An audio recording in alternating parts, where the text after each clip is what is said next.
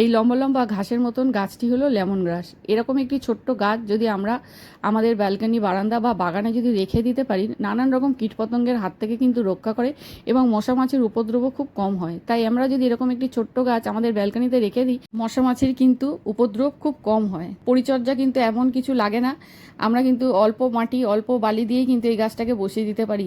সেরকম কিছু খাবার দাবারেরও দরকার পড়ে না, আর খুব তাড়াতাড়ি কিন্তু ঘন হয়ে যায়। দেখুন, আমি একটা ছোট্ট 4 ইঞ্চির টবে লাগিয়ে রেখেছিলাম, কতটা ঘন হয়ে গেছে। এখন একটু আমি বড় টবে দিয়ে দিচ্ছি। যত বড় টবে দেবো ততটাই কিন্তু এ ঘন হতে থাকবে, আর যত ঘন হবে এর গুণও কিন্তু ততটাই বাড়তে থাকবে, আর এর গন্ধটাও তত চারিদিকে ছড়াবে। তা আমি এখন একটা বড় টবে দিয়ে দিচ্ছি। একটা ছোট্ট ডাল এনে বসিয়েছিলাম, এতটাই ঘন হয়ে গেছে।